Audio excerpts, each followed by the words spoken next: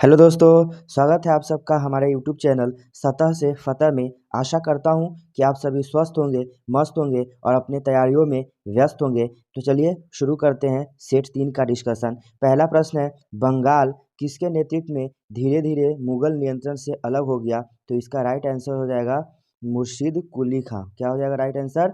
मुर्शीद कुली खां। पहला ऑप्शन दिया हुआ है मुकर्रम खां। तो मुकर्रम खां से याद रखेंगे कि मुगल शासक जहांगीर के शासनकाल में बंगाल के सूबेदार थे। मुकर्रम खां कौन थे? तो मुकर्रम खां मुगल शासक जहांगीर के शासनकाल में बंगाल के सूबेदार थे। अब हम जानेंगे अलीवर्दी खां के बारे में।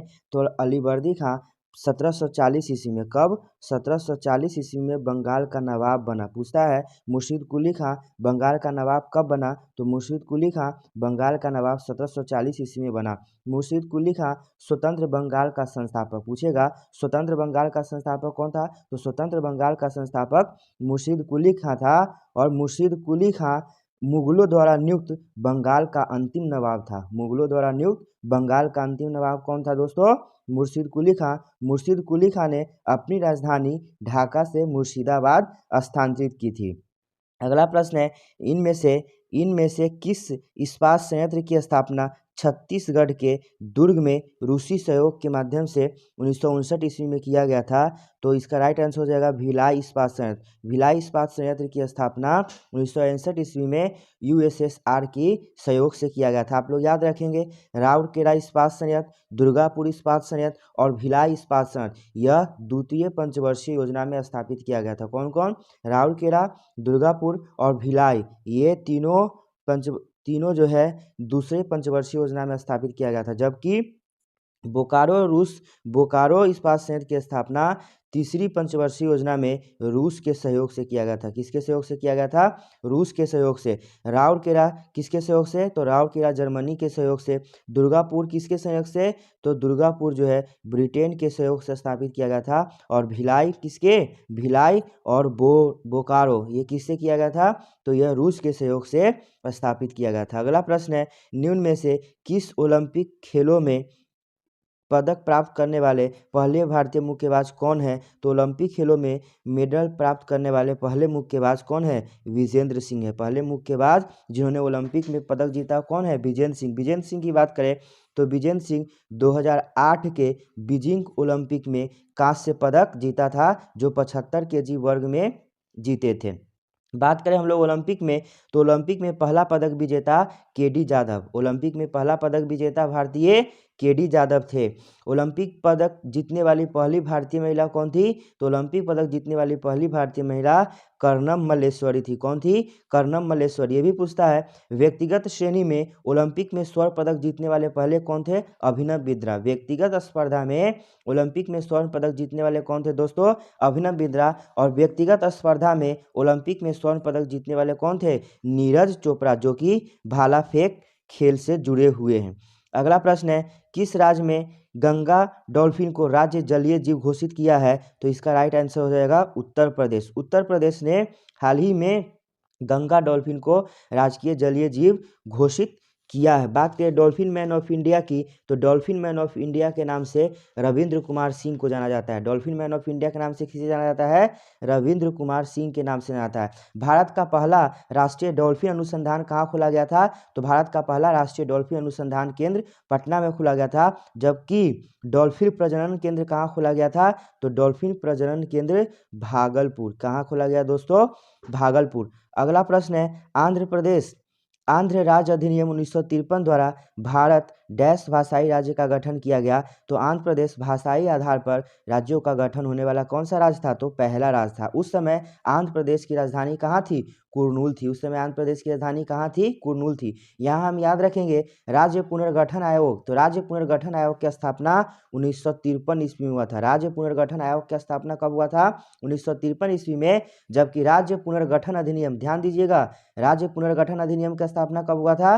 तो राज्य पुनर्गठन अधिनियम की स्थापना 1956 में। राज्य पुनर्गठन अधिनियम 1956, जबकि राज्य पुनर्गठन आयोग 1953। राज्य पुनर्गठन आयोग के पहले अध्यक्ष कौन थे? तो राज्य पुनर्गठन आयोग के पहले अध्यक्ष फजल अली थे। राज्य पुनर्गठन आयोग के अध्यक्ष कौन थे? फजल अली थे। अगला प्रश्न है, मोटर वाहन संशोधन अधिनियम 2019 के अनुसार शराब के नशे में वाहन चलाना अपराध है और यह दूसरी बार कितने जुर्माना लगेगा? तो दूसरी बार 2 वर्ष की सजा का जुर्माना लगेगा। कितना? 2 वर्ष की सजा या 15,000 की जुर्माना लगेगा। अगला प्रश्न है, निम्न में से कौन सी नदी जास्कर और लद्दाख पर्वतमाला के बीच बहती है? तो जास्कर और लद्दाख पर्वतमाला के बीच बहने वाली नदी कौन सी है? सिंधु नदी। बात करें हम लोग सिंधु नदी की, तो सिंधु नदी का उद्गम स्थल मानसरोवर झील है। सिंधु नदी कहाँ से निकलती है? तो सिंधु नदी तिब्बत के मानसरोवर झील से निकलती है। सिंधु नदी तिब्बत के मानसरोवर झील से निकलती है और अरब सागर में गिरती है। कहाँ गिरती है दोस्तों? अरब सागर में गिरती है। बात करें हम लोग गंगा की, तो गंगा निकलती है गंगोत्री के पास गोमुख हिमानी से। गंगा कहाँ से निकलती है? गंगोत्री के पास गोमुख हिमानी से निकलती है और बंगाल की खाड़ी में गिरती है। बात करें हम लोग ब्रह्मपुत्र की, तो ब्रह्मपुत्र मानसरोवर झील से निकलती है और बंगाल की खाड़ी में गिरती है। ब्रह्मपुत्र का उद्गम स्थल कहाँ है? मानसरोवर झील, और उसका मुहाना कहाँ है? बंगाल की खाड़ी। बात करें हम लोग यमुना की, तो यमुना नदी निकलती है यमुनोत्री हिमालय से। कहाँ से? यमुनोत्री हिमालय से निकलती है और प्रयाग में चल करके गंगा में मिल जाती है। पूछा जाता है हिमालय पार की कौन कौन सी नदी है? तो हिमालय पार की नदी है सतलज, ब्रह्मपुत्र और इंडस, मतलब सिंधु नदी। अगला प्रश्न है, अशोक के कंधार अभिलेख की खोज किस वर्ष की गई थी? तो अशोक के कंधार अभिलेख की खोज सन 1956 ईस्वी में किया गया था। बात करें अशोक के शिलालेख की, तो अशोक के शिलालेख पढ़ने में सबसे पहले सफलता जेम्स प्रिसेप ने हासिल किया था, जबकि अशोक के शिलालेख का खोज जो है पाद्रेटी फेंथैलर ने किया था। अगला प्रश्न है, निम्न में से कौन सा राज्य बॉक्साइट का सबसे बड़ा उत्पादक राज्य है? तो बॉक्साइट का सबसे बड़ा उत्पादक राज्य जो है ओडिशा है। आप लोग याद रखेंगे बॉक्साइट, क्रोमाइट और मैग्नेटाइट। क्या याद रखेंगे? बॉक्साइट, क्रोमाइट और मैग्नेटाइट के उत्पादन में अग्रगणी राज्य कौन सा है? तो ओडिशा है। अगला प्रश्न है, 1793 ईस्वी में अस्थाई बंदोबस्त लागू होने के समय बंगाल का गवर्नर जनरल कौन था? तो 1793 के बंगाल में जो अस्थाई बंदोबस्त लागू हुआ था उसके समय लॉर्ड कॉर्नवालिस थे। बात करें लॉर्ड कॉर्नवालिस की, तो लॉर्ड कॉर्नवालिस का शासनकाल 1786 से 1793 था। कब था दोस्तों? 1786 से 1793 ईस्वी था। लॉर्ड कॉर्नवालिस को भारत में नागरिक सेवा का जनक कहा जाता है। सवाल पूछता है भारत में नागरिक सेवा का जनक किसे कहा जाता है? तो नागरिक सेवा का जनक लॉर्ड कॉर्नवालिस को कहा जाता है। और लॉर्ड कॉर्नवालिस जो है अस्थाई बंदोबस्त को लागू किया था। लॉर्ड कॉर्नवालिस किसको लागू किया था? लॉर्ड कॉर्नवालिस अस्थाई बंदोबस्त को लागू किया था। जबकि अस्थाई बंदोबस्त की योजना किसने बनाई थी? तो अस्थाई बंदोबस्त की योजना जॉन शोर ने बनाई थी। किसने बनाई थी दोस्तों? जॉन शोर ने बनाई थी। बात करें हम लोग वारेन हेस्टिंग्स की, तो वारेन हेस्टिंग्स का शासनकाल 1774 से 1785 था। वारेन हेस्टिंग्स का शासनकाल 1774 से 1785 था। वारेन हेस्टिंग्स से संबंधित पूछा जाता है सुरक्षा प्रकोष्ठ की नीति को किसने लागू किया? तो सुरक्षा प्रकोष्ठ की नीति को वारेन हेस्टिंग्स ने लागू किया। सुरक्षा प्रकोष्ठ की नीति को किसने लागू किया? तो सुरक्षा प्रकोष्ठ की नीति को वारेन हेस्टिंग्स ने लागू किया। पूछता है बंगाल का पहला गवर्नर जनरल जिस पर महाभियोग लगाया गया था, तो उसका राइट आंसर हो जाएगा वारेन हेस्टिंग्स। अर्थात वारेन हेस्टिंग्स बंगाल का पहला ऐसा गवर्नर जनरल था जिस पर महाभियोग लगाया गया था। अगला प्रश्न है, भारत में सीमा सड़क संगठन अर्थात बॉर्डर रोड ऑर्गेनाइजेशन, क्या दोस्तों? बीआरओ, बॉर्डर रोड ऑर्गेनाइजेशन की स्थापना 7 मई 1960 में की गई थी। कब की गई थी? 7 मई 1960 में की गई थी। हम इससे जुड़े कुछ फैक्ट की बात करते हैं, तो बीआरओ के वर्तमान में महानिदेशक कौन है? तो lieutenant general Shri Raghu Srinivas. Lieutenant general Shri Raghu Srinivas जो है वर्तमान में बीआरओ के महानिदेशक है। इससे संबंधित है बीआरओ की पहली महिला कमांडिंग अधिकारी कौन बनी? तो बीआरओ की पहली महिला कमांडिंग अधिकारी वैशाली हिवास बनी। कौन बनी? वैशाली हिवास जो है बीआरओ की पहली महिला कमांडिंग अधिकारी बनी। अगला प्रश्न है, हिमालय पर्वत की सुदूर उत्तरी पर्वतमाला को किस नाम से जाना जाता है? तो उत्तरी पर्वतमाला को महान हिमालय या हिमाद्री के नाम से हम लोग जानते हैं। अगला प्रश्न है, निम्न में से किसने हैदराबाद की चार मीनार का निर्माण करवाया? तो हैदराबाद की चार मीनार का निर्माण कुली कुतुब शाह ने करवाया। किसने करवाया? हैदराबाद के चार मीनार की स्थापना किसने किया था? तो कुली कुतुब शाह ने करवाया था। हैदराबाद किस नदी के किनारे है? तो हैदराबाद मूसी नदी के किनारे है। किसके किनारे है? हैदराबाद मूसी नदी के किनारे है। एक क्वेश्चन पूछता है, हैदराबाद के स्वतंत्र राज्य की स्थापना किसने किया? तो स्वतंत्र हैदराबाद राज्य की स्थापना चिनकिलीज खां ने किया था। किसने किया था? चिनकिलीज खां एवं निजामुल मुल्क ने स्वतंत्र हैदराबाद की स्थापना किया। अगला प्रश्न है, 1965 में ज्ञानपीठ पुरस्कार पाने वाले पहले व्यक्ति। तो ज्ञानपीठ पुरस्कार पाने वाले पहले व्यक्ति जी शंकर कुरुप थे, जिसने मलयालम साहित्य से है। कौन से है? मलयालम साहित्य से जुड़े हुए हैं और 1965 ईस्वी में इसे ज्ञानपीठ पुरस्कार दिया गया था। बात करें ज्ञानपीठ पुरस्कार पाने वाली पहली महिला, तो ज्ञानपीठ पुरस्कार पाने वाली पहली महिला कौन थी? आशा पूर्णा देवी। कौन थी दोस्तों? आशा पूर्णा देवी ज्ञानपीठ पुरस्कार पाने वाली पहली महिला है, जिसे 1976 ईस्वी में बांग्ला साहित्य के लिए, है ना, साहित्य के लिए इसे ज्ञानपीठ पुरस्कार दिया गया था। बात करें ज्ञानपीठ पुरस्कार में दी जाने वाली राशि, तो ज्ञानपीठ पुरस्कार में 11 लाख रुपए नगद और साथ में वाघ देवी की प्रतिमा प्रदान की जाती है। बात करें हम लोग हिंदी के लिए ज्ञानपीठ पुरस्कार पाने वाले पहले, तो हिंदी भाषा के लिए ज्ञानपीठ पुरस्कार पाने वाले पहले सुमित्रा नंदन पंत थे। सुमित्रा नंदन पंत को हिंदी भाषा के लिए पहला ज्ञानपीठ पुरस्कार प्राप्त हुआ। बात करें हम लोग हिंदी के लिए पहली महिला जिसे ज्ञानपीठ पुरस्कार मिला, तो वो थी महादेवी वर्मा। महादेवी वर्मा हिंदी के क्षेत्र में ज्ञानपीठ पुरस्कार पाने वाली पहली महिला थी। अगला प्रश्न है, निम्न में से कौन सा खनिज अधात्विक खनिजों की श्रेणी में नहीं आता है, अर्थात जो धातु से नहीं है? तो हम जानते हैं बॉक्साइट जो है एल्युमिनियम धातु के क्या है? अयस्क है, तो इसीलिए इसका राइट आंसर क्या हो जाएगा? बॉक्साइट हो जाएगा। क्या हो जाएगा दोस्तों? बॉक्साइट हो जाएगा। अगला प्रश्न है, इक्विटॉस स्मॉल फाइनेंस बैंक का मुख्यालय कहाँ है? तो इक्विटॉस फाइनेंस बैंक का मुख्यालय चेन्नई में। कहाँ है दोस्तों? चेन्नई में। बात करें हम लोग मुंबई की, तो आरबीआई का मुख्यालय कहाँ है? मुंबई में, जिसकी स्थापना 1935 में 5 करोड़ अधिकृत पूंजी के साथ किया गया था। आरबीआई का राष्ट्रीयकरण कब किया गया? तो आरबीआई का राष्ट्रीयकरण 1949 ईस्वी में किया गया। बात करें गुरुग्राम की, तो गुरुग्राम में आईएसए इंटरनेशनल सोलर अलायंस अंतर्राष्ट्रीय सौर गठबंधन, उसका मुख्यालय कहाँ है? तो उसका मुख्यालय गुरुग्राम में है। बात करें हम लोग बंगलोर की, तो बंगलोर में इसरो का मुख्यालय है। बंगलोर में किसका मुख्यालय है? बंगलोर में इसरो का मुख्यालय। अगला प्रश्न है, प्रसिद्ध लोकगीत कजरी कहाँ का लोकप्रिय है? तो कजरी लोकगीत जो है उत्तर प्रदेश का है। कजरी लोकगीत कहाँ का है? तो कजरी लोकगीत उत्तर प्रदेश का। उत्तर प्रदेश का कुछ और लोकगीत है जैसे रासलीला, नौटंकी, ये सब कहाँ का है? उत्तर प्रदेश का। उत्तर प्रदेश का क्या हो जाएगा? रासलीला, नौटंकी, कजरी, ये सब कहाँ का है? उत्तर प्रदेश का। बात करें हम लोग छत्तीसगढ़, तो छत्तीसगढ़ का एक लोकनृत्य क्या है? पंडवानी है। अगला प्रश्न है, निम्न में से किसने मांडू को अपनी राजधानी बनाया? तो मांडू को अपनी राजधानी बनाने वाले आदमी थे कौन? होशंग शाह। कौन थे? होशंग शाह। बात करें हम लोग बहमन शाह, तो अलाउद्दीन बहमन शाह जो है 1347 में, कब? 1347 में बहमनी साम्राज्य की स्थापना किया था। बहमनी साम्राज्य की स्थापना कौन किया था? अलाउद्दीन बहमन शाह ने मोहम्मद बिन तुगलक के शासन काल में। अगला प्रश्न है, इनमें से किस रेशेदार फसल का प्रयोग मोटे कपड़े, बैग, थैले और सजावटी सामान बनाने के लिए किया जाता है? तो इसका राइट आंसर हो जाएगा दोस्तों जूट। जूट का प्रयोग हम लोग सजावटी सामान, बैग और थैला बनाने में करते हैं। बात करें जूट की, तो जूट जो है तना से प्राप्त होता है। किससे प्राप्त होता है? जूट तना से प्राप्त होता है, जबकि कपास किससे प्राप्त होता है? कपास बीज से प्राप्त होता है। बात करें हम लोग दालचीनी, तो दालचीनी पेड़ों की छाल से प्राप्त होता है। बात करें लौंग की, तो लौंग पुष्प कली से प्राप्त होता है। जूट उत्पादन में पहला देश विश्व स्तर पर कौन है? तो जूट उत्पादन में अपना देश भारत प्रथम है। जूट उत्पादन में पहला देश कौन है? तो जूट उत्पादन में पहला देश भारत है। और भारतीय राज्य कौन है जो जूट उत्पादन में अग्रगणी है? तो वेस्ट बंगाल। अर्थात जूट के उत्पादन में प्रथम राज्य कौन है? वेस्ट बंगाल। जूट के उत्पादन में पहला देश कौन है? भारत। जूट अनुसंधान संस्थान कहाँ है? तो जूट अनुसंधान संस्थान कहाँ है? कोलकाता में। जबकि कालीन अनुसंधान संस्थान क्या है दोस्तों?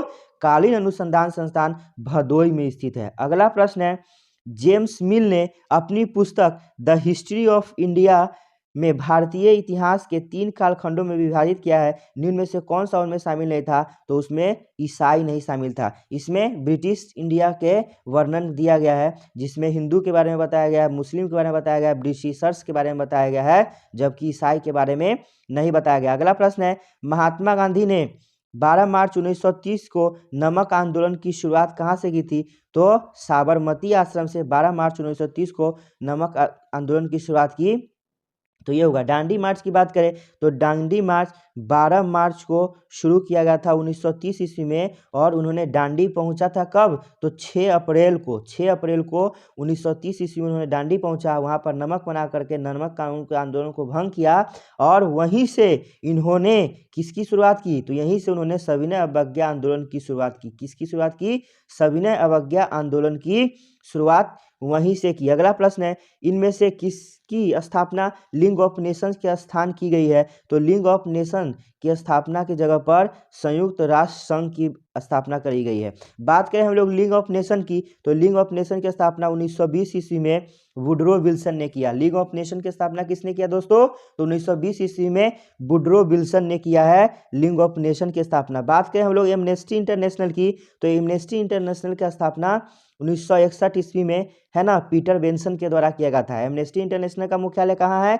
तो एमनेस्टी इंटरनेशनल का मुख्यालय कहाँ है? लंदन में है। एमनेस्टी इंटरनेशनल के संस्थापक पीटर बेंसन, कब? 1961। कहाँ मुख्यालय है? लंदन में। और ये संस्था किससे जुड़ा है? तो यह मानवाधिकार से जुड़ा है। बात करें हम लोग अंतर्राष्ट्रीय मुद्रा कोष की, तो अंतर्राष्ट्रीय मुद्रा कोष जो है ब्रेटन वुड्स सम्मेलन की देन है और 1945 ईस्वी में किया गया था। और अंतर्राष्ट्रीय मुद्रा कोष की हम मुख्यालय की बात करें तो इसका मुख्यालय वाशिंगटन डीसी में है। बात करें हम लोग संयुक्त राष्ट्र संघ की, तो संयुक्त राष्ट्र संघ की स्थापना 24 अक्टूबर 1945 ईस्वी को किया गया था। और इसका मुख्यालय कहाँ है? इसका मुख्यालय न्यूयॉर्क में मैनहट्टन द्वीप पर स्थित है। अगला प्रश्न है, निम्नलिखित में से किसने पाकिस्तान के गठन की मांग का विरोध किया गया था? तो पाकिस्तान की मांग का विरोध खान अब्दुल गफ्फार खान किए थे। खान अब्दुल गफ्फार खान से संबंधित है कि भारत रत्न पाने वाले पहले विदेशी कौन थे? तो भारत रत्न पाने वाले पहले विदेशी खान अब्दुल गफ्फार खान थे, जिसे 1987 ईस्वी में भारत रत्न दिया गया है। हाल ही में,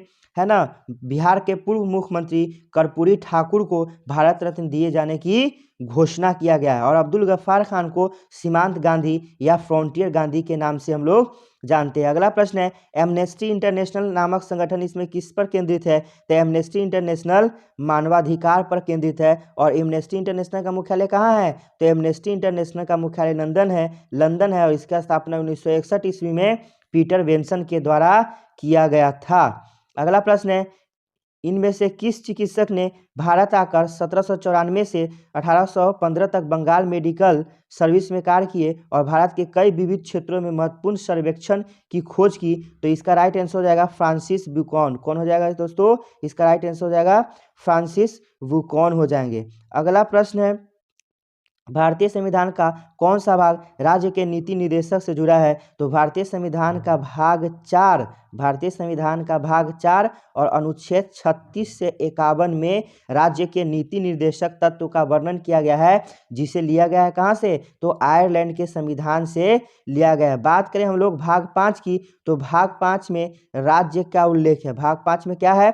राज्य का उल्लेख है अनुच्छेद 52 से 151। भाग 5 में क्या है? तो भाग 5 में 4 है, अनुच्छेद 52 से 151। बात करें हम लोग भाग 3 की, तो भाग 3 में अनुच्छेद 12 से 35 में मूल अधिकार का उल्लेख है। भाग 3 में किसका है? मूल अधिकार का, और अनुच्छेद 12 से अनुच्छेद 35। बात करें हम लोग भाग 2, तो भाग 2 में नागरिकता और अनुच्छेद 5 से 11। अगला प्रश्न है, विदेश मंत्री एस जयशंकर ने किस देश में महात्मा गांधी की प्रतिमा का अनावरण किया है? तो महात्मा गांधी की प्रतिमा का अनावरण वियतनाम में किया है। किस में किया है? वियतनाम। बात करें हम लोग वियतनाम की राजधानी, तो वियतनाम की राजधानी हनोई है। वियतनाम की राजधानी क्या है दोस्तों? वियतनाम की राजधानी हनोई है। बात करें वियतनाम की मुद्रा, तो वियतनाम की मुद्रा क्या है? वियतनाम की मुद्रा डॉग है। बात करें हम लोग थाईलैंड की, तो थाईलैंड की राजधानी कहाँ है? थाईलैंड की राजधानी बैंकॉक है। थाईलैंड की राजधानी बैंकॉक। बात करें यहाँ की मुद्रा, तो यहाँ की मुद्रा क्या है? बहत है। बात करें कंबोडिया की, तो कंबोडिया की राजधानी नोहम्पेन है और मुद्रा है रियल। बात करें हम लोग मलेशिया, तो मलेशिया की राजधानी कुआलालंपुर है। मलेशिया की राजधानी कहाँ है? मलेशिया की राजधानी कुआलालंपुर है। और बात करें मलेशिया की मुद्रा, तो मलेशिया की मुद्रा रिंगिट है। अगला प्रश्न है, बैगनी क्रांति जिसे जम्मू और कश्मीर में शुरू किया गया था को डैश के रूप में जाना जाता है? तो जो बैगनी क्रांति का शुरुआत जो जम्मू कश्मीर में किया गया है उसे हम लोग लेवेंडर क्रांति के नाम से जानते हैं। किस क्रांति के नाम से जानते हैं? लेवेंडर क्रांति के नाम से जानते हैं। अगला प्रश्न है, निम्न में से कोलकाता में ब्रह्मा समाज की स्थापना किसने की? तो कोलकाता में ब्रह्म समाज की स्थापना 1828 ईस्वी में राजा राम मोहन राय के द्वारा किया गया था। राजा राम मोहन राय से संबंधित प्रश्न है कि भारतीय पुनर्जागरण का पिता किसे कहा जाता है? तो भारतीय पुनर्जागरण का पिता राजा राम मोहन राय को कहा जाता है। बात करें स्वामी विवेकानंद की, तो स्वामी विवेकानंद से संबंधित पूछता है कि इनका मूल नाम क्या था। स्वामी विवेकानंद का बचपन का नाम क्या था?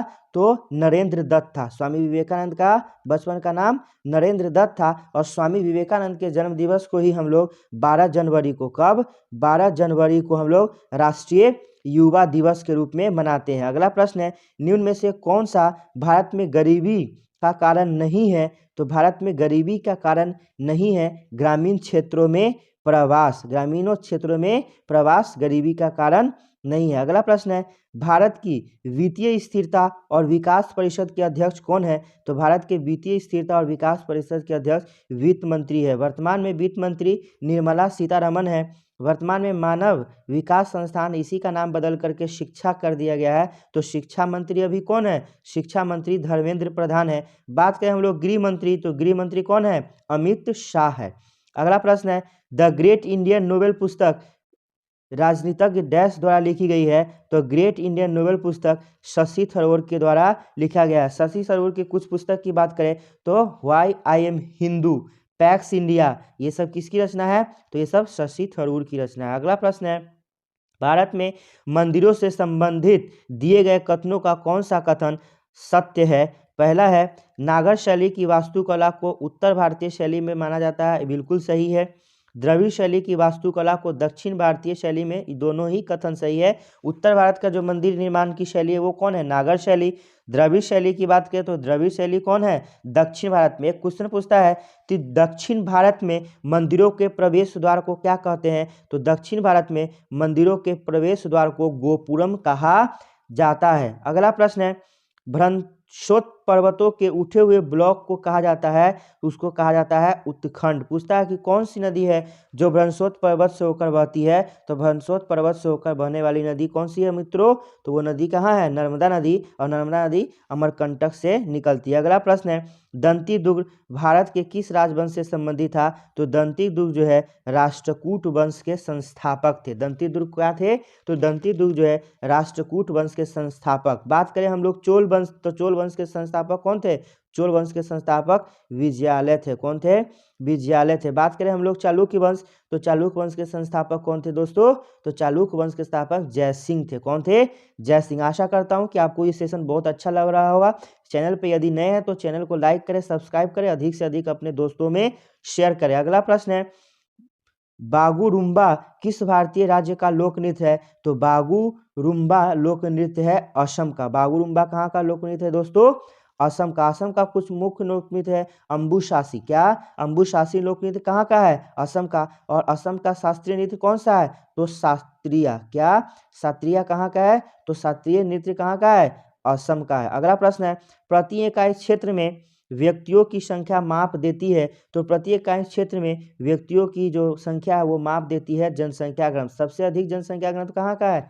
बिहार का। बात करें हम लोग लिंगानुपात, तो प्रति 1000 पुरुष पर जो स्त्री की संख्या होती है उसे हम लोग लिंगानुपात कहते हैं। अगला प्रश्न है, सरकार ने अक्टूबर 2023 में किस कंपनी को नवरत्न का दर्जा दिया था?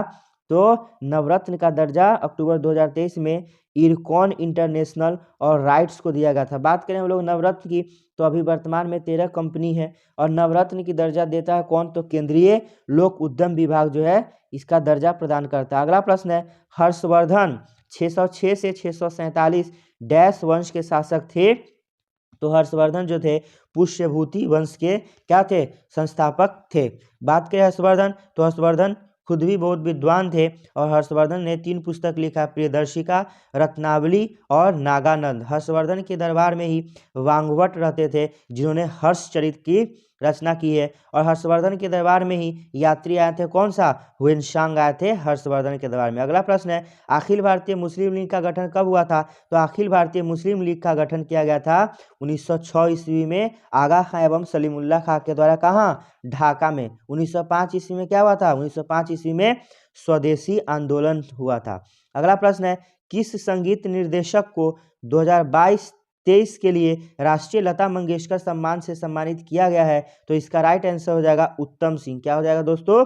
राइट आंसर हो जाएगा उत्तम सिंह। अगला प्रश्न है, गुजरात के हजीरा से उत्तर प्रदेश के जगदीशपुर तक जाने वाली HVJ पाइपलाइन निम्न में से किस राज्य से होकर गुजरेगी? तो जब आप गुजरात से गुजरात से जब आप उत्तर प्रदेश आएंगे तो हर हाल में आपको मध्य प्रदेश से गुजरना पड़ेगा। तो राइट आंसर हो जाएगा मध्य प्रदेश। अगला प्रश्न है, पूंजी के नियमित मूल्य क्षय को समायोजित करने के क्रम में किए गए सकल निवेश के मूल्य को क्या कहते हैं? तो उसको हम लोग बोलते हैं अवमूल्यन। ऐसे समझ लीजिए, किसी भी देश के तुलना में अपने देश की मुद्रा के मूल्य को क्या है, घटा देना ही अवमूल्यन कहलाता है। क्या कहलाता है? अवमूल्यन। अपने देश की मुद्रा को क्या करेंगे, दूसरे देश की तुलना में घटा देंगे। तो जैसे ही घटाएंगे वैसे ही बाहरी कंपनी क्या होगा, देश में आएगा, अर्थात अवमूल्यन से निर्यात को प्रोत्साहित किया जाता है। बात करें हम लोग भारत में अभी तक मुद्राओं का अवमूल्यन कब कब हुआ है? तो भारत में 3 बार मुद्रा का अवमूल्यन हुआ है,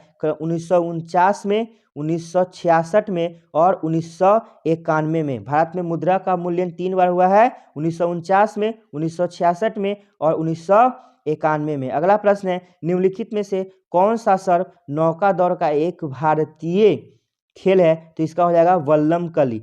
क्या हो जाएगा दोस्तों? वल्लमकली। बात करें मलखम की, तो मलखम जो है एक क्या है, भारतीय खेल है जो मध्य प्रदेश में प्रचलित है। अगला प्रश्न है, यदि न्यायपालिका का यह मानना है कि संसद द्वारा पारित विशेष कानून विधिनियम के मूल ढांचे का उल्लंघन करते हैं तो उसके पास ऐसे कानूनों को रद्द करने की शक्ति है। इसे हम लोग क्या बोलते हैं? न्यायिक समीक्षा, अर्थात जुडिशियल रिव्यू बोलते हैं। जुडिशियल रिव्यू भारत में कहाँ से लिया गया है? तो USA से भारत में जुडिशियल रिव्यू लिया गया है। अगला प्रश्न है, इनमें से किसे मिल्कमैन ऑफ इंडिया के नाम से जाना जाता है? तो मिल्कमैन ऑफ इंडिया के नाम से वर्गीस कुरियन को जाना जाता है। किसको जाना जाता है? वर्गीस कुरियन को जाना जाता है। बात करें हम लोग डॉल्फिन मैन ऑफ इंडिया, तो डॉल्फिन मैन ऑफ इंडिया के नाम से रविंद्र कुमार सिंह को जाना जाता है। डॉल्फिन मैन ऑफ इंडिया के नाम से रविंद्र कुमार सिंह को। वाटर मैन ऑफ इंडिया के नाम से राजेंद्र सिंह को जाना जाता है। क्या? वाटर मैन ऑफ इंडिया के नाम से राजेंद्र सिंह को। टाइगर मैन ऑफ इंडिया के नाम से Kailash Sankhla, tiger man of India के नाम से कैलाश सांखला और भारतीय राज्य मध्य प्रदेश को टाइगर स्टेट के नाम से जाना जाता है। बात करें हम लोग grand old man of India, तो grand old man of India के नाम से दादा भाई नौरोजी को जाना जाता है। किसको? दादा भाई नौरोजी को जाना जाता है। बात करें हम लोग bird man of India, birds man of India के नाम से डॉक्टर सलीम अली को जाना जाता है। बात करें हम लोग मेट्रो मैन, तो मेट्रो मैन के नाम से इंजीनियर ई श्रीधरन को मेट्रो मैन ऑफ इंडिया के नाम से जाना जाता है। आप लोग जानते हैं मिसाइल मैन ऑफ इंडिया के नाम से APJ Abdul Kalam. Missile man of India is equal to APJ Abdul Kalam. और मिसाइल वुमेन के नाम से किसे जानते हैं? तो मिसाइल वुमेन के नाम से टेसी थॉमस को जाना जाता है। अगला प्रश्न है हमारा, भारतीय संविधान का कौन सा अनुच्छेद राज्यपाल की नियुक्ति से संबंधित है? तो राज्यपाल से नियुक्ति से संबंधित अनुच्छेद क्या है? अनुच्छेद 155 है। बात करें हम लोग अनुच्छेद 148, तो अनुच्छेद 148 में कैग का है। क्या है?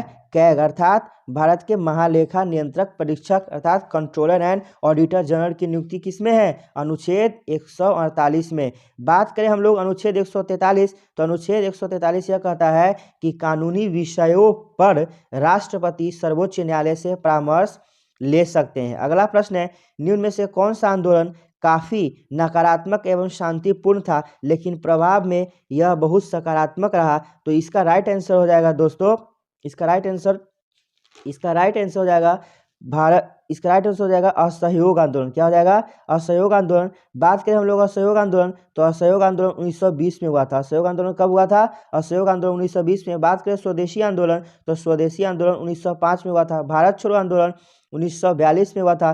खिलाफत आंदोलन 1919 ईस्वी में हुआ था। अगला प्रश्न है, एशियाई गेम्स के इतिहास में जैवेलियन थ्रो में स्वर्ण पदक जीतने वाली पहली भारतीय महिला, तो वह स्वर्ण पदक जीतने वाली पहली भारतीय महिला जैवेलियन थ्रो में कौन थी? अन्नू रानी थी। कौन थी दोस्तों?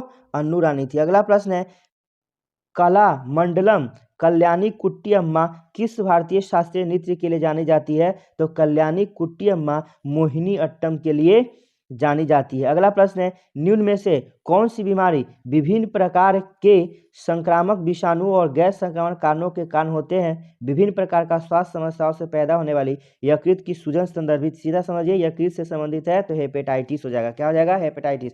बात करें हम लोग यकृत के अध्ययन, तो यकृत के अध्ययन को हेपेटोलॉजी बोलते हैं। क्या बोलते हैं दोस्तों?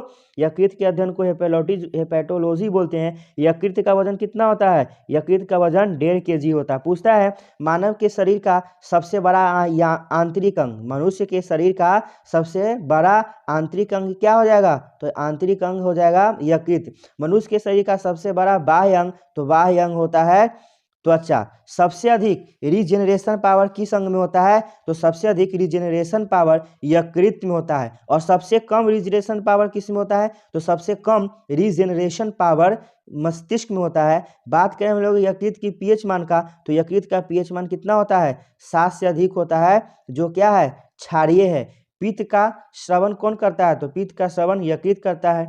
यकृत का मुख्य काम क्या है? पूछता है यकृत का मुख्य काम क्या है? तो वसा का क्या है? पायशीकरण अर्थात इमल्सिफिकेशन ऑफ फैट्स किसका काम है?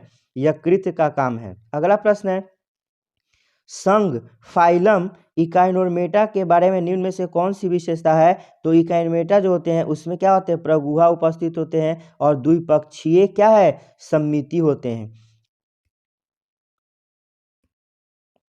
अगला प्रश्न है हमारा, निम्नलिखित में से किस घटक के अक्सर शरीर का निर्माण खंड कहा जाता है, जो व्यायाम के बाद मांसपेशियों के ऊतकों की मरम्मत और मजबूत करने के लिए मदद करता है? तो क्या हो जाएगा? प्रोटीन। क्या हो जाएगा? प्रोटीन। प्रोटीन जो है शरीर में वृद्धि, विकास और टूट फूट के लिए जिम्मेदार होते हैं। ठीक है। बात करें कार्बोहाइड्रेट, तो कार्बोहाइड्रेट से क्या है? ऊर्जा मिलता है। वसा से भी ऊर्जा मिलता है, लेकिन कार्बोहाइड्रेट और वसा दोनों में सबसे अधिक ऊर्जा क्या है? वसा से प्राप्त होता है। जबकि तत्क्षण एनर्जी के लिए या उसी समय तत्काल एनर्जी के लिए, ऊर्जा के लिए हम लोगों को क्या दिया जाता है?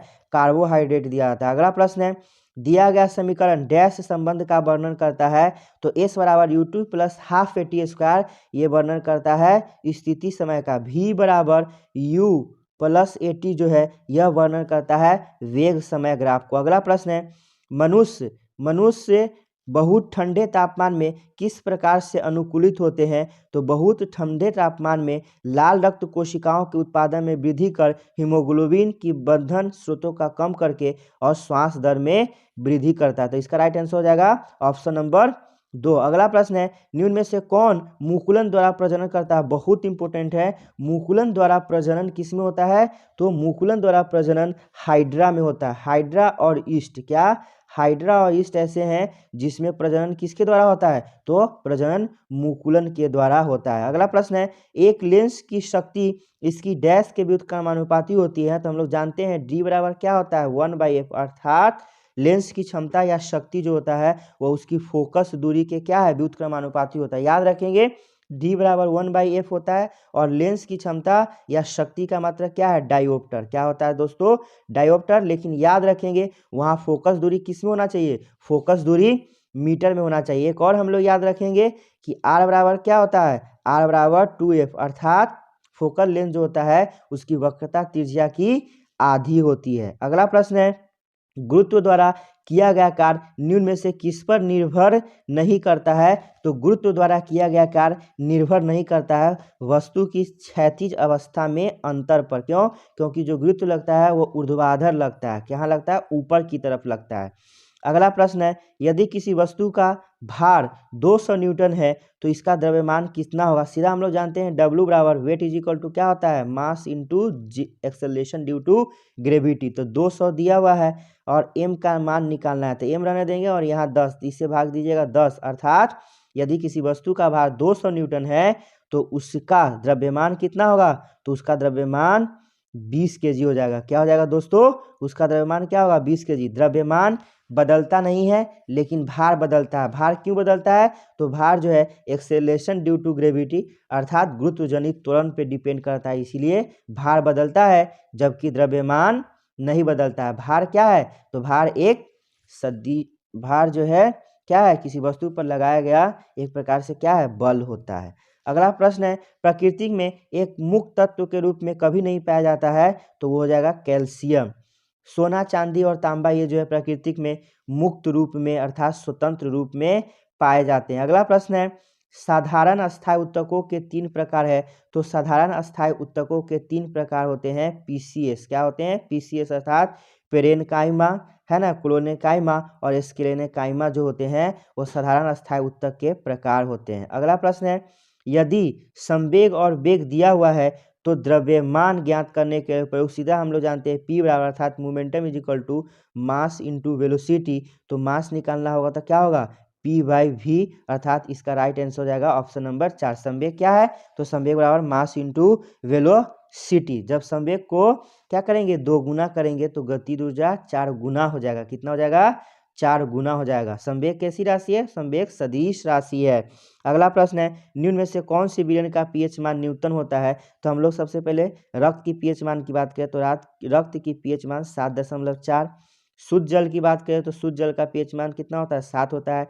डिटर्जेंट जो होता है क्षारीय होता है अर्थात 7 से क्या है? अधिक। नींबू की बात करें तो नींबू क्या होता है? नींबू का पीएच मान 2.4 होता है अर्थात सबसे कम किस विलयन का हो जाएगा? दिए गए ऑप्शन से नींबू का हो जाएगा अर्थात लाइम जूस का हो जाएगा। अगला प्रश्न है, परमाणु संख्या डैश वाला तत्व क्षारीय ऑक्साइड बनाता है। तो हम जानते हैं जो अधातु होते हैं, अधातु के ऑक्साइड क्या होते हैं? अम्लीय, जबकि धातु के ऑक्साइड क्या होते हैं? तो धातु के ऑक्साइड जो होते हैं वह क्या है? वह क्षारीय होते हैं। तो 11 नंबर पे क्या आएगा? सोडियम आएगा। क्या आएगा? सोडियम, जो कि धातु है अर्थात उसका जो ऑक्साइड होगा वो क्या होगा? क्षारीय होगा। अगला प्रश्न है, 10 वोल्ट के विभवांतर वाले 2 बिंदुओं के बीच 4 कूलम के चार्ज को स्थानांतरित करने में कितना काम किया जाएगा? सीधा समझिए, पोटेंशियल जो होता है W/Q होता है अर्थात किसी यूनिट चार्ज को अनंत से किसी बिंदु में लाने में जो कार्य होता है वही क्या है? विभवांतर। तो यहाँ से हम लोग क्या निकाल सकते हैं? W बराबर क्या होगा? V इंटू क्यू होगा। तो V का भी मान दिया है, Q का भी मान दिया है, तो 10 गुने 4 अर्थात इसका क्या हो जाएगा? 40 जूल इसका राइट आंसर हो जाएगा। अगला प्रश्न है, कोयला और पेट्रोलियम जैसे ईंधन में निम्न तत्वों में से कौन से तत्व मौजूद होते हैं? तो कोयला और पेट्रोलियम में नाइट्रोजन और क्या होते हैं? सल्फर, नाइट्रस ऑक्साइड और सल्फर के ऑक्साइड होते हैं जो कि क्या करते हैं? एसिड रेन के लिए जिम्मेदार है। कौन है? एसिड रेन अर्थात अम्ल वर्षा के लिए जिम्मेदार है। और अम्ल वर्षा से जितने हमारे क्या है इमारतें हैं सबका कलर क्या हो? बदलते जा रहा है। अगला प्रश्न है, किसी वस्तु पर लगने वाले गुरुत्वाकर्षण बल को क्या कहते हैं? तो किसी वस्तु पर लगने वाले गुरुत्वाकर्षण बल को हम लोग क्या बोलते हैं? भार बोलते हैं। क्या बोलते हैं दोस्तों? भार बोलते हैं। अगला प्रश्न है, धरती की सतह पर मापने पर एक वस्तु का भार 60 न्यूटन है, चंद्रमा की सतह पर इसका भार क्या होगा? तो चंद्रमा पर जो जी है वह क्या होता है? 1/6 हो जाता है। और भार टोटली किस पे डिपेंड करता है? तो भार एक्सेलरेशन ड्यू टू ग्रेविटी पे। तो वहाँ 60 न्यूटन है तो उसका 1/6 अर्थात 10 न्यूटन इसका भार हो जाएगा। अगला प्रश्न है, निम्न में से किन परमाणु संख्याओं वाले तत्वों का युग्म समान ग्रुप से होते हैं? तो समान ग्रुप से यहाँ देख लीजिए आप, तो 13 और 31 होते हैं। समान ग्रुप क्या है? बली गया इंडिया से कहाँ? थाईलैंड। बी से बेरियम, एल्युमिनियम, गैलियम, है ना, और थैलियम हो जाता है। ये क्या हो जाएगा? तो 13 नंबर पर एल्युमिनियम और 31 नंबर पर क्या है? गैलियम है, जो कि समान समूह से जुड़े हुए हैं। अगला प्रश्न है, पौधे के किसी अंग की वृद्धि या गति किसी विशिष्ट उद्दीपकों की उत्पत्ति से होती है, इस प्रक्रिया को धनात्मक अनुवर्तन हम लोग बोलते हैं। यदि कोई भी वृद्धि प्रकाश की तरफ हो रहा है तो उसे हम लोग धनात्मक प्रकाशानुवर्तन बोलते हैं। अगला प्रश्न है, डैश ने आवर्त सारणी का प्रस्ताव दिया। तो आवर्त सारणी का प्रस्ताव दिया था किसने? मोसले ने दिया था। डोब्रेनर ने क्या दिया था? तो डोब्रेनर ने त्रिक नियम दिया था। न्यूलैंड ने क्या दिया था? तो न्यूलैंड का अष्टक नियम है। अगला प्रश्न है, वे आवृत बीजी पौधे जिनके बीजों में 2 बीज पत्र होते हैं उन्हें कहते हैं? तो जिसके बीज पत्र 2 होते हैं उसको द्विबीजपत्री बोलते हैं, और जिसके एक बीज पत्र होते हैं उसको मोनोकॉट बोलते हैं अर्थात एकल बीजपत्री बोलते हैं। अगला प्रश्न है, नर प्रजनन तंत्र के कौन से अंग में मुख्य आनुवांशिक सामग्री होते हैं? तो जो नर प्रजनन तंत्र होते हैं उसमें मुख्य आनुवांशिक सामग्री क्या होते हैं? शुक्राणु होते हैं। क्या होते हैं? शुक्राणु। लेकिन मादा की बात करें तो मादा में क्या होते हैं? मादा में अंडाणु होते हैं। अगला प्रश्न है, अमोनियम क्लोराइड के एक अणु में कितने परमाणु होते हैं? तो हम लोग अमोनियम क्लोराइड की बात है। अमोनियम क्लोराइड का सूत्र होता है NH4Cl। तो यहाँ 4 हाइड्रोजन, 1 नाइट्रोजन और 1 क्लोरीन, तो टोटल 4, 5 और 6। तो इसका राइट आंसर कितना हो जाएगा? इसका राइट आंसर हो जाएगा 6। अगला प्रश्न है, कार्य करने की गति कहलाती है। तो कार्य करने की गति या क्षमता क्या कहलाती है? ऊर्जा कहलाती है। क्या कहलाती है दोस्तों? ऊर्जा। और कार्य और ऊर्जा दोनों का मात्रक क्या होता है? कार्य ऊर्जा दोनों का मात्रक क्या है? जूल। बात करें हम लोग शक्ति की, तो शक्ति क्या है? कार्य करने की दर, अर्थात power is equal to work done upon में टाइम। और बात करें शक्ति की यूनिट, तो शक्ति का यूनिट क्या होता है? तो शक्ति का यूनिट क्या होता है? वाट होता है। बात करें हम लोग दाब की, तो क्या होता है? प्रति इकाई क्षेत्रफल पर लगाए गए बल क्या कहलाते हैं? दाब। अर्थात pressure is equal to force upon में क्या है? एरिया। मतलब जब हम एरिया को बढ़ाएंगे तो प्रेशर क्या होगा? घटेगा। जब एरिया को घटाएंगे तो प्रेशर क्या है? बढ़ेगा। इसीलिए हम किसी तेज चाकू से किसी सामान को काटते हैं तो आसानी से कट जाता है, जब किसी भोथेरे चाकू से काटते हैं तो क्या होता है? नहीं कटता है। ये था हमारा आज का डिस्कशन। आशा करता हूँ कि ये सेशन आपको बहुत पसंद आया होगा। अधिक से अधिक वीडियो को शेयर करें, लाइक करें, है ना। चैनल पे यदि नए हैं तो घंटी के लाल बटन को दबाकर चैनल को सब्सक्राइब करें। मिलते हैं किसी नेक्स्ट वीडियो में, तब तक के लिए धन्यवाद।